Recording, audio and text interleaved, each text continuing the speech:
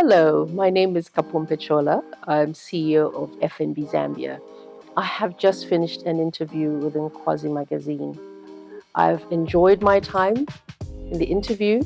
I've shared a bit of my story, but also the story of FNB in Zambia, and I thoroughly enjoyed it. Thank you.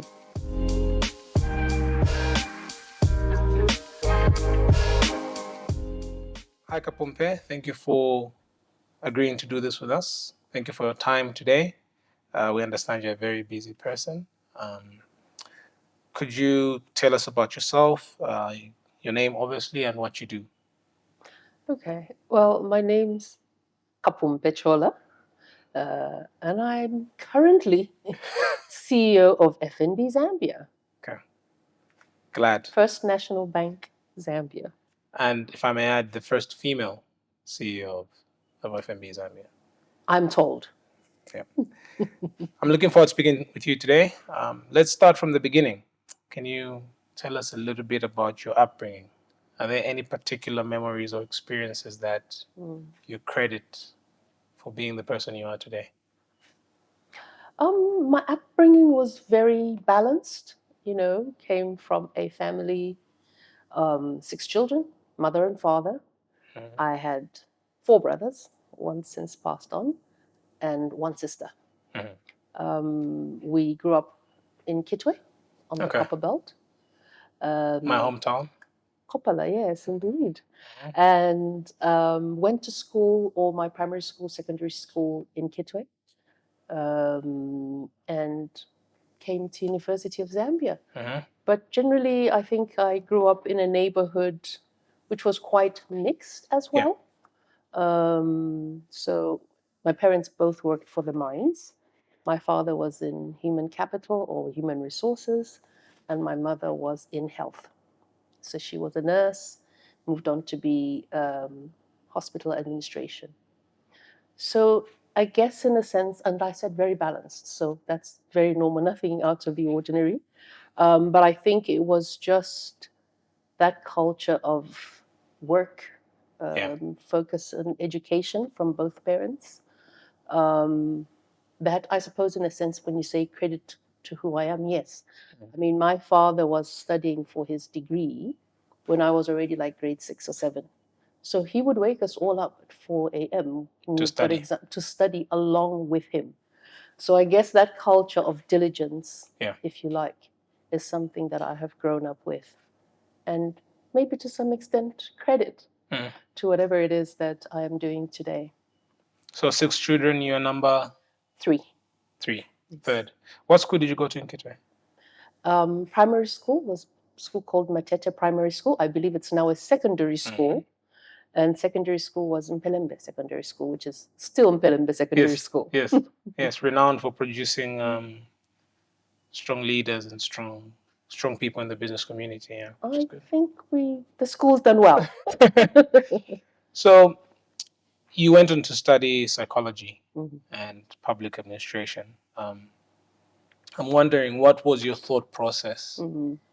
um, in deciding to study psychology and PR? And then I'd like to know about, how did the pivot to finance come about? Um, I think I went to university without a clue what I was going to study. Like most people. Yes. So when I was growing up, Yeah. everyone said I should be a doctor, and I actually don't think I really thought about it, but I agreed with whatever everyone else said. I was quite sort of academically gifted um, across the sciences, etc. Mhm. So I thought maybe it would be something I would do. Um, and then I encountered physics somewhere in secondary school. And I thought, I don't want to do this beyond the Yeah. period that I actually absolutely have to do it. Yeah. And that's how I veered off from the sciences. I enjoyed, chemistry, biology, everything else, but physics, no. So that's how I veered off from the sciences. So I ended up at university. I think I went with a crew or a group that was Mhm. sort of thinking about economics. After doing it for a year, I realized I probably didn't want to do it. But I think what that inspired is perhaps something along the lines of thinking commerce, thinking business. But back in the day, the University of Zambia did not have if you like, a variety of those commerce business type courses. I think economics was probably the closest you got to. When I realized I wasn't probably wanting to be an economist per se, um, I remembered psychology. So my father, I said, did his degree when I was growing up. He read psychology, sociology, and public administration, and I'd enjoyed reading his psychology books. And once I looked at the course content, I actually thought I'd really enjoy doing this, and I did. I did it for 4 years. I really, really loved it. So public administration, I guess, was a minor that I took. And then I landed in banking. Um, and it rekindled that love for commerce, business, finance.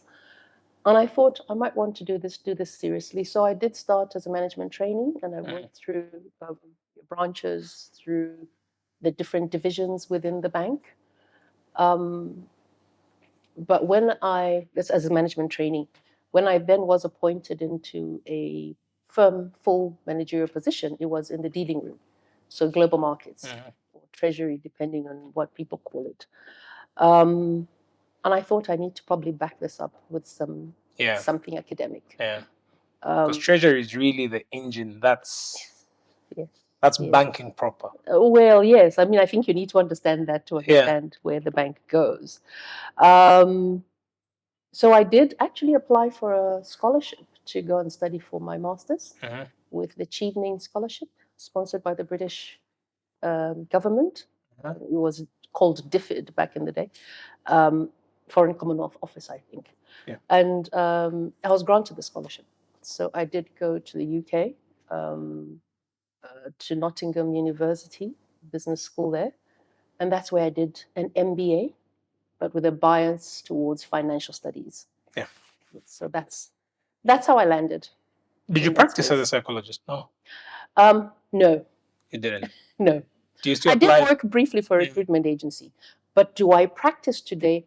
I believe so. Absolutely. Every day, because I'm interacting with people all the time, and that's what psychology is about. It's about study of human behavior. Yeah. So yeah.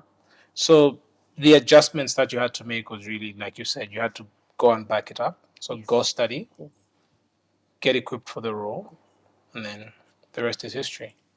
I believe so. Yeah. It was banking all the way. Yes. You've held roles outside Zambia. I think your last role was in Botswana. Yes. How has your exposure to different markets prepared you for CEO of FNB Zambia? Okay. So maybe I start take a few steps back. And when I was in Standard Chartered, quite a few years back, probably around 2008, for 4 years, I did a role in what was called non-presence countries. So this entailed supporting banks, or let me say financial institutions, which were clients for Standard Chartered Bank in countries where Standard Chartered did not have a presence in East and Southern Africa. And I did that, like I said, for 4 years.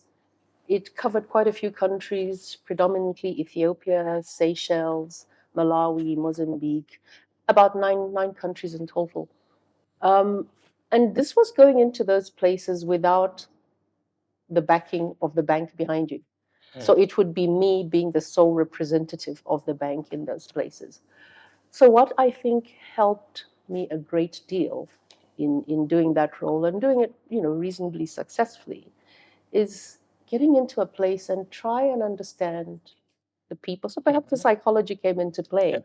Understand the people, understand the culture, what makes that market move, how are you presenting the bank to those individuals.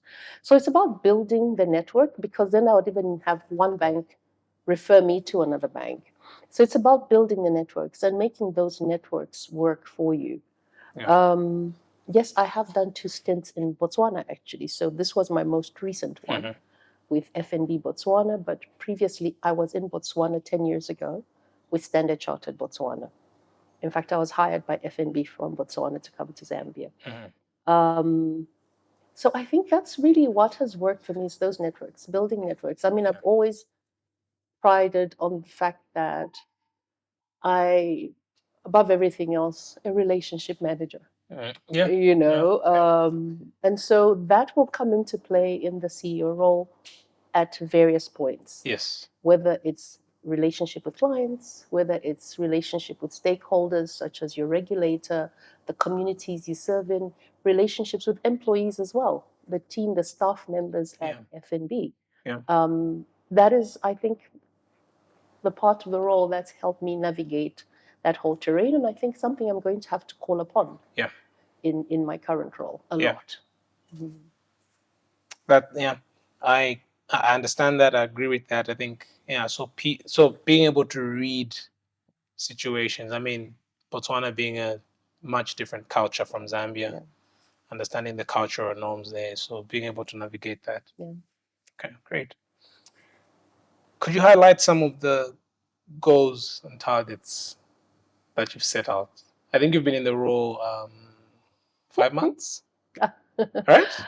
A month, 5 weeks, 6 weeks. Oh, I started yeah, on in February. Feb. Yeah. So this is a hot question.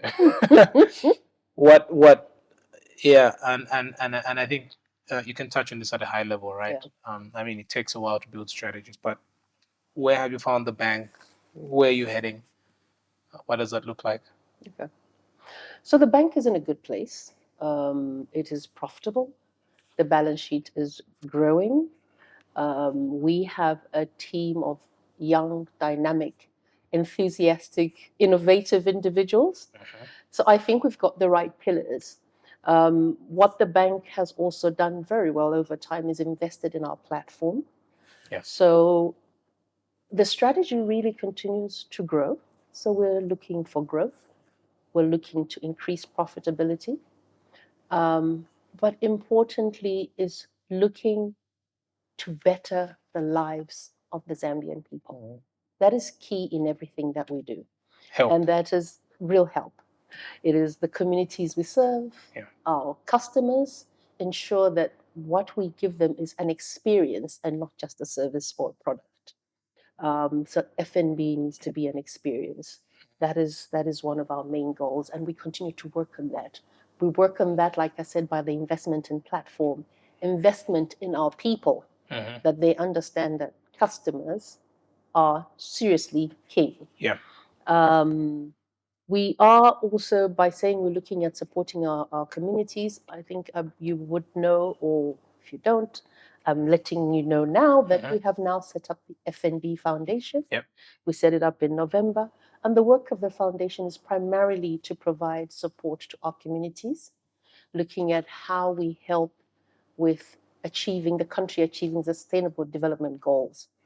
So there's a lot of work that we are looking to do as FNB with the foundation. With the foundation. In developing our communities. So it is about creating a better world. That is the key strategy. Absolutely. Through real help. Yeah. I'm biased. I've only ever banked with FNB. I've got 3 accounts. They're all with FNB. Thank you very much. So yeah, I can testify to that real help that you provide. I just want to touch on the foundation, right? What's the so you have talked about the mission, but what are the inner workings behind that? So what's the relationship between the foundation and FNB Group? What's the So what we will be doing going forward, and we have already done that in this prior year, is set aside 1% of our profits, and put it towards the work of the foundation. The key pillars in the foundation is early childhood education. But education so early childhood education is a key focus, but education in the main, health, water, and sanitation. So we really are working towards the sustainable development goals and seeing how we help the country achieve those. We also then support our members of staff, because we have a branch network in Zambia of about 23 branches. We continue to look at areas where we can expand the branch network where it requires us to do so. But with a current network, our staff across those branches can identify a program or an initiative wherever they are and choose to support that and raise funding for that program, for the support of that program. What the foundation then does is match whatever funding they've raised so that the impact that they create is a lot broader than what they would do maybe with just their own resources. Okay, great. Let's talk about your leadership, which I mean is crucial to manage a corporation as large as FNB, right? Tell me about your leadership principles and philosophies that guide you as you lead, showing up every day. What's your leadership philosophy? What do you believe in? What guides you? So we have our first strand promises. So maybe just to take you back again a little bit. So FNB is a division of First Strand. First Strand is the name of the group. And the other divisions or segments would be Rand Merchant Bank, West Bank. You might have seen those, particularly if you've been, say, to South Africa, but even in some of our other markets. Now, the group has some promises. And what I think has worked for me and why I believe in working at FNB is that those promises are some of the principles that I subscribe to in my personal capacity. I believe in being courageous. Always step up. Speak for those who might be voiceless, but also speak and ask and make sure that your voice is heard in whatever it is you want to do. Being curious and asking why at all times, because I always believe there's ways to do something better. So be curious, ask why. But also, quite importantly, is be open to other views. Because leadership does not mean that you have all the answers. Leadership means you're open, one, to being wrong, but two, and more importantly, listening to what others are saying who may be right. Hear the views, but be decisive. So I think when I think of what the key fundamentals for a leader are, is to be decisive. Because if you have a team and people are looking to you and you keep going back and forth on something, it really throws off course even those who may be looking to you for guidance. But it's to believe that you don't always have the answers as well, right? Be open to be hearing from others. Be open to actually taking a view from someone else and run and work with that. So that is really. But then you make the decision and you make you the own it. decision and own it. Yeah. You may be right, you may be wrong, but if it is informed by information that you had at the time that you thought was correct, then own it and own the mistake that you made and learn and grow from it, more importantly. Yeah. Then you asked about values. Yes, I mean, I think the key values for me are the values of integrity, be able to do that which you said you would do. And that's also very important in leadership, because if you don't, then you throw off course those things you use, because they see you saying one thing, but your actions are demonstrating something else. That really is not the way to lead a team. But even as a basic value as an individual, I think integrity is Integrity. and fairness. I think integrity and fairness are two values that I strongly subscribe to. Part of my upbringing again. Yeah. Absolutely. One of the things that stands out in my interactions with FNB is just the people, right? Young, energetic, dynamic, sharp people. So you've got a good team that you're working with there. Thank you. How do you go about identifying the future leaders and then getting the most out of the people that you work with? Thank you for that question, Royd. And I'll tell you why I'm thanking you, because I think for me, if you ask me what a measure of success would be for me as a leader, it's about exactly that. Seeing potential in particularly young people and helping them. Because when you've seen the potential, they've probably already got the substance. It's not you creating the substance in them, but helping them to come to the best version of themselves, basically helping them to thrive. I think that's really something I enjoy a great deal. And I've always said it is about attitude. and not aptitude, right? I mean, greatest aptitude, wrong attitude, things won't work. They might work for a time, but if you carry on with the wrong attitude, it will fizzle off or you fall off the cliff. But with the right attitude, even if you don't have the aptitude, you can back it up. So aptitude over attitude. Attitude over aptitude. What are those attitude markers? What do you look for? So always looking for an opportunity to do more, looking for an opportunity to grow, looking for opportunities to help. Because in helping, you're probably learning and growing. Stepping up, speaking up, doing what is right at all times. Yeah. Look for the opportunity to do what is right at all times and speak up about what is not. So we have a code of ethics at FNB that all our team members subscribe to and must. Yeah. And if, for me, that is not important to you as an FNB employee, then you're probably in the wrong place. Always do the right thing. We also have what we call an owner-manager culture in FNB. Work at FNB as if you own the place. Like that, yeah. Yeah. And we really, really try to encourage our team members to subscribe to it. Yeah. Owner-manager culture. If I own this place, would I take this decision? If I own this place, would I waste these resources? Yeah. That's what we believe in.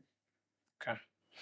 And how do you apply creativity to your role? I mean, the CEO role is it's diverse, administrative, lots of reading, what one would call the boring stuff, right? The boring stuff that keeps the ship together.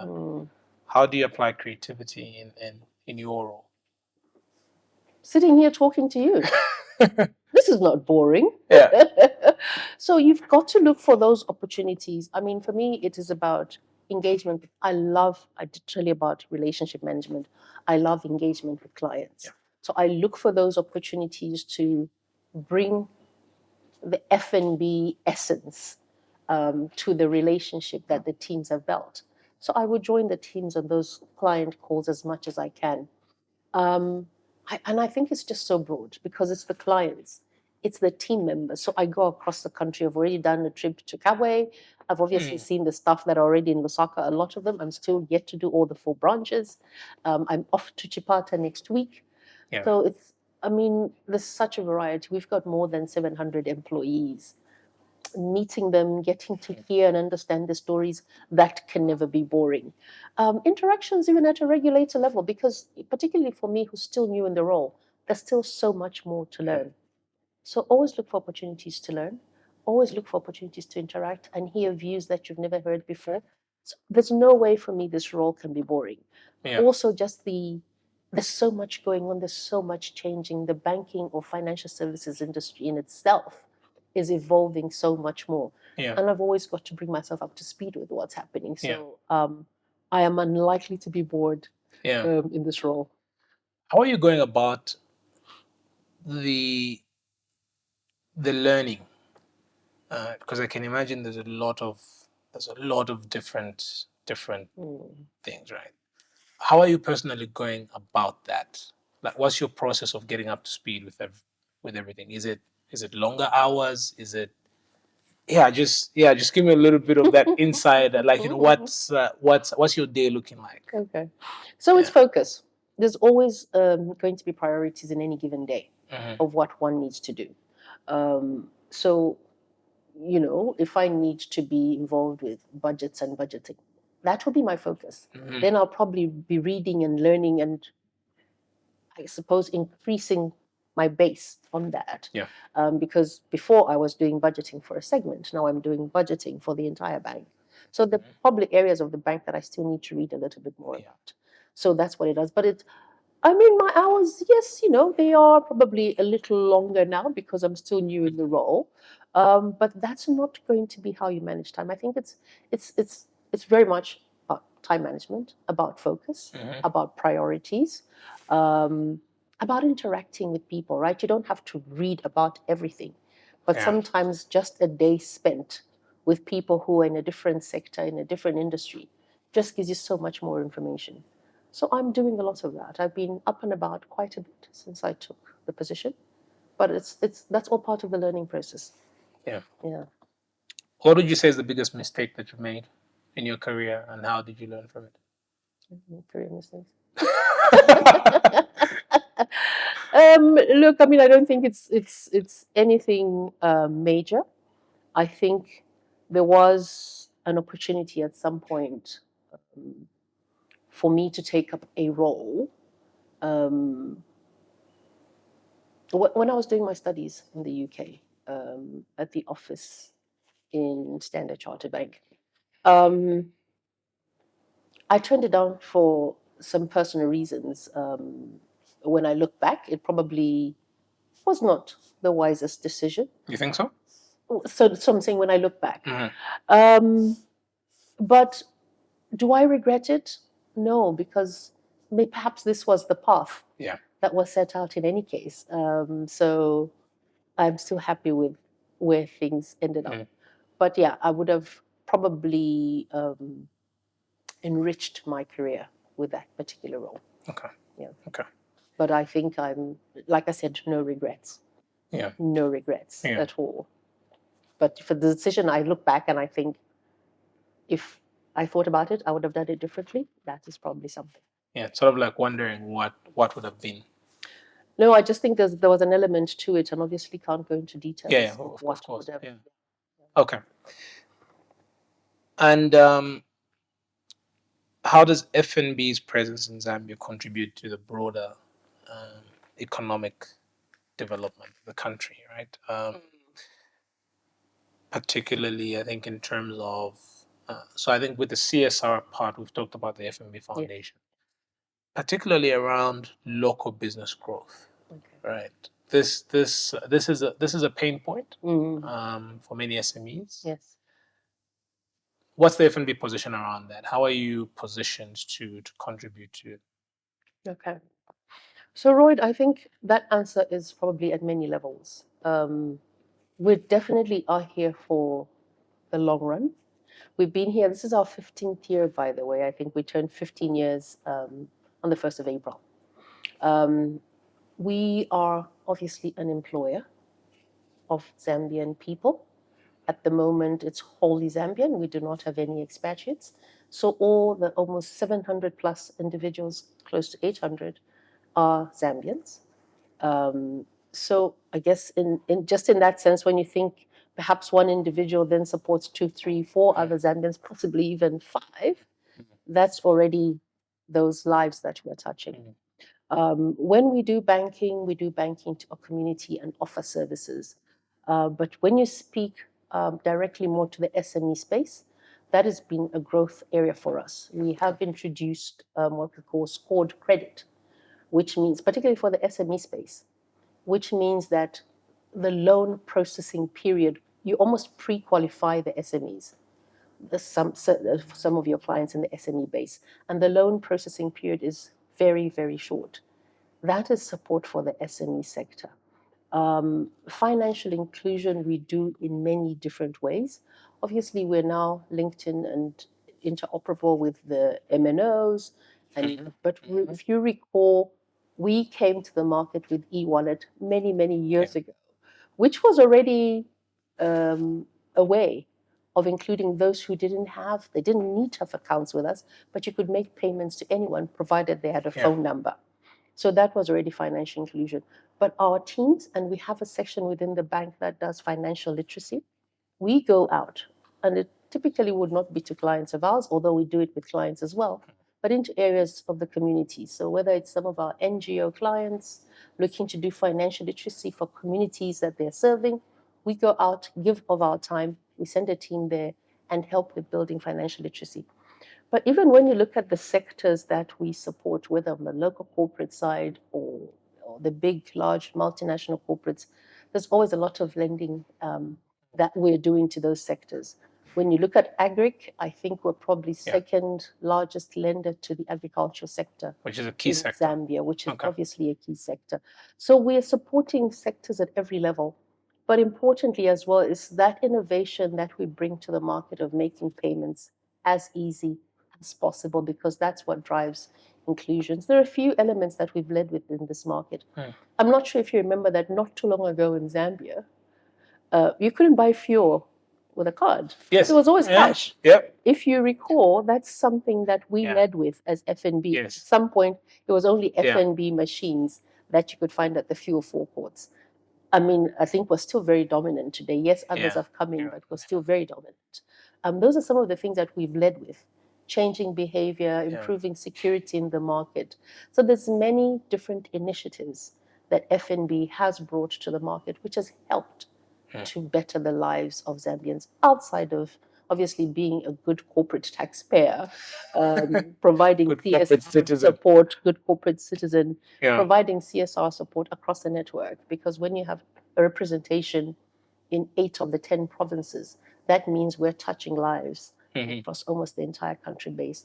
But now we even have cash plus agencies. Yes. I'm sure you've seen that is improving. I mean, for me, I'm so proud of Cash Plus. You just need to understand, and I get very passionate about it, because these are, I mean, they are mostly smaller businesses, small entrepreneur type, operations that we support. So they become an agent for us. They earn commission. Yeah. That's already building the revenue base of that entity. So, I mean, transforming lives, bettering lives can't be better than that. But more importantly is that for our customers, they don't have to spend transport money to come to our branch. They now have banking operations right in their backyard. So the convenience that provides to our customers, we can only start to beef up on that. There's much more, if you like, service offering that's going to come through on the Cash Plus agencies, just so that we make banking as easy as possible for our customers, but even for our customers or family, because they can pay them through a Cash Plus agency. Send you e-wallet, you can collect from the Cash Plus agency around the corner from your house. I think that's. I think that answer is very comprehensive. Yeah. And we've seen this innovation. I mean, that example about the fact that you couldn't buy fuel with a card, it just takes me back. Yes. Yeah. What a pain point, eh? Yeah. So there's a number of commercial banks. I think at my last count, let's just say between 19 to 22 commercial. How many commercial banks are there now? I think last I read something, I think it was 19. I think it's probably come down. I think it was 17 now. With the merger of Axis and Atlas, I think we might be sitting around 16 or 17. If I'm an unbanked customer, I've just inherited $1 million kwacha from my granddad, right? Come to FNB. And I say, okay, I need to bank this. What's FNB's value proposition? Sell me. So I've already started it, by the way. The convenience that we provide for you. You can do banking from anywhere. And I'm talking banking for payments outside of cash. We've got our FNB app, and I hope you are using it. Yep. It offers you so much, but it's user-friendly, so much functionality. You can just about do anything from that app.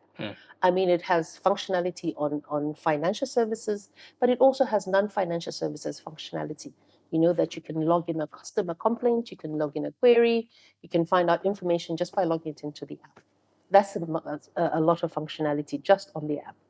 But it's the convenience that we provide for you. I did say our Cash Plus agencies, our footprint of our POS machines, swipe anywhere on FNB machines, but our ATM network, our Cash Plus agencies. In terms of product offering, there is such a wide variety. So when you're talking $1 million kwacha, we can offer you so much in terms of what you can invest in. But we offer the full range of cash transactions, payment solutions. We offer insurance as FNB. We offer you Forex services as FNB. So we've got the broad range of products that you would need. But more importantly, it's that continuous investment in, one, our technology, but two, also the security, particularly because when you go onto platform, you've got to remember there's so many issues around cybersecurity today. So there's a lot of security that we continue to build in our systems and in our offerings so that our customers' funds are as secure as possible. So reasons to come to FNB, all of that and more. And the fact that we ensure that for you it is an amazing experience and it's not just about service. We've now extended the hours of our contact center so that even at weekends you can call in if you feel that potentially there could be a fraud on your card, etc. You can call into our call center at all times. Is it 24 hours? It's almost 24 hours. Okay. It's almost 24. But it's available weekends as well. Yeah, I want to touch on, so I think most people would obviously think of FNB, and well, most Zambians at least. It's the transaction, right? I go, I swipe, etc. But something that that's of particular interest to me, and I think many other readers of this magazine, is on the CIB side, on the corporate and investment side. Could you maybe just touch on what's on your CIB proposition, especially around people coming in with large amounts, large capital, people looking to do projects and energy, etc. Could you start on your CIB proposition? Okay. So on the CIB side, what we've got there is a team of specialist relationship managers as a starting point. So how they look at business and how they sort of look at their clients is looking at different sectors of the economy.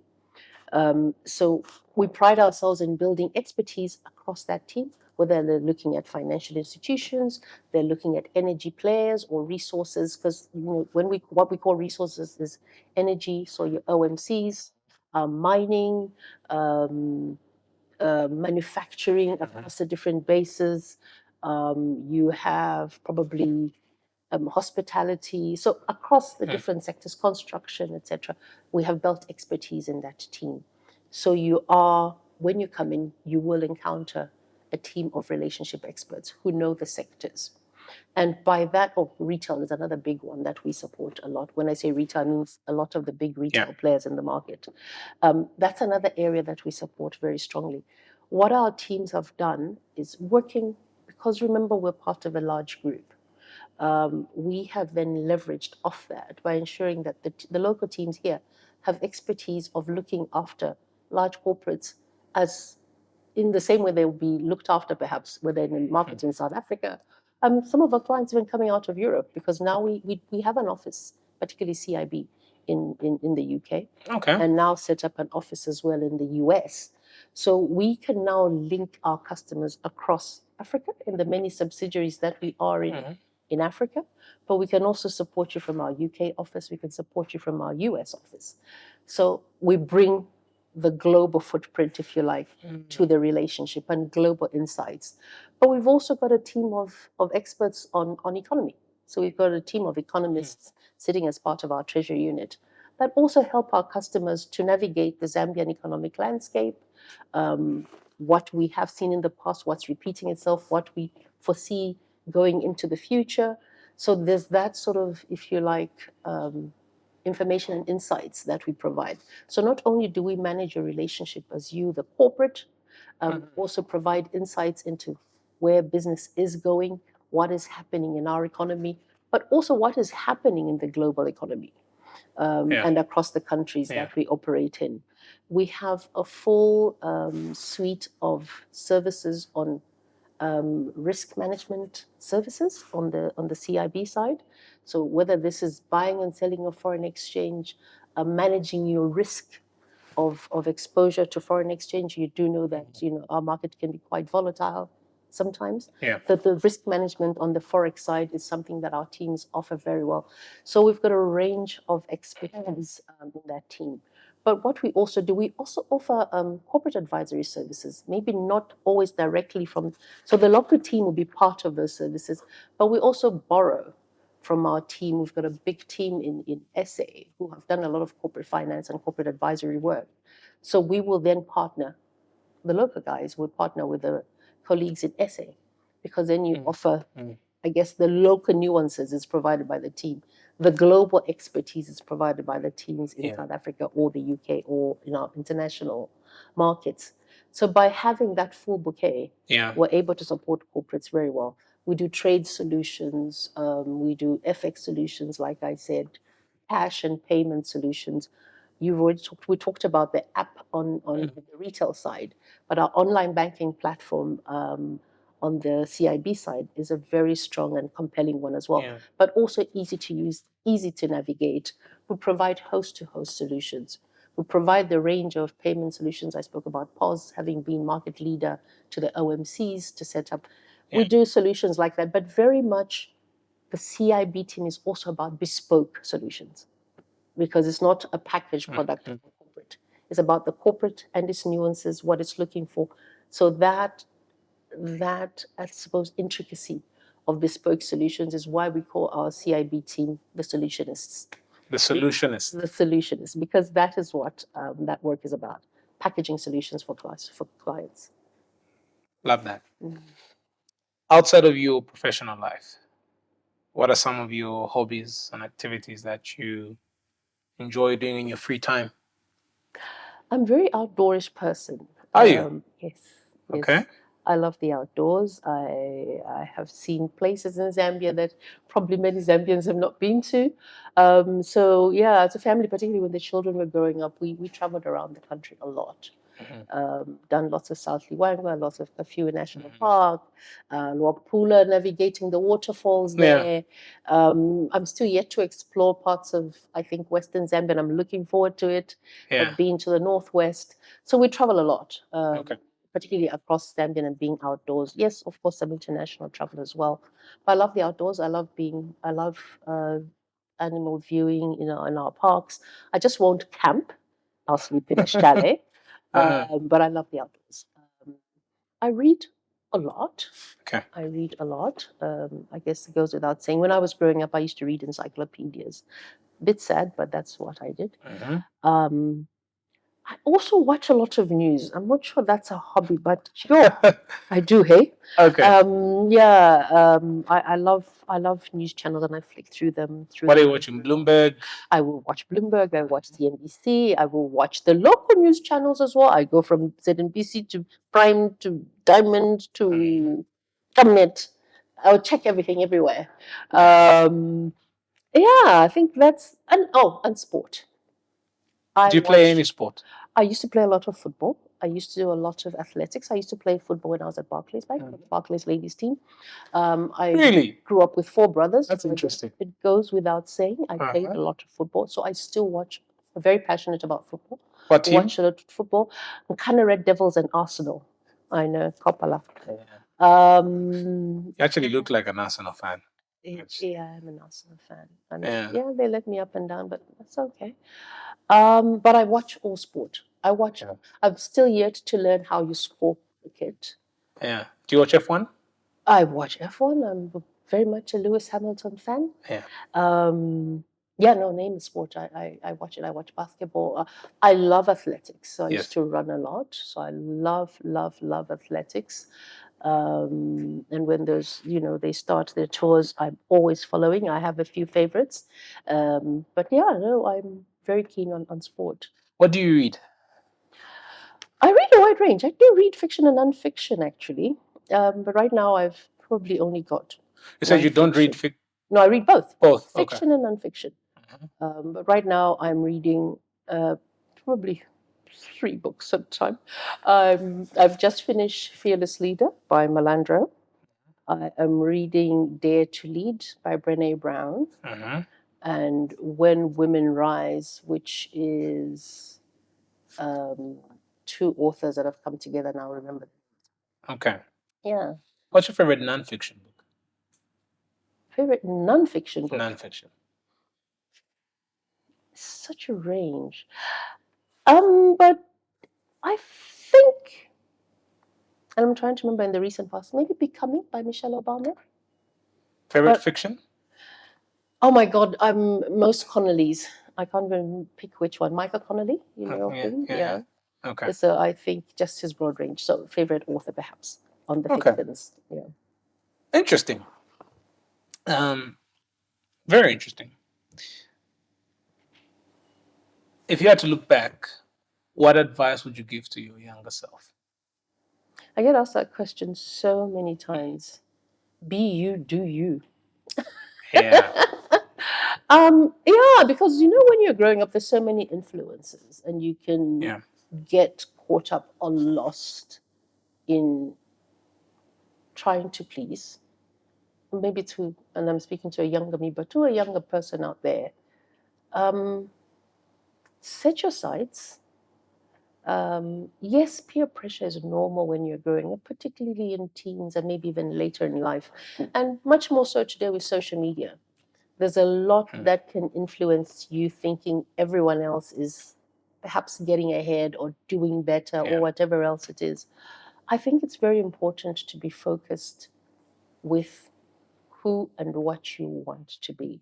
yeah, Um, and if it gets to a place where you're finding these interferences too much, stay away from it.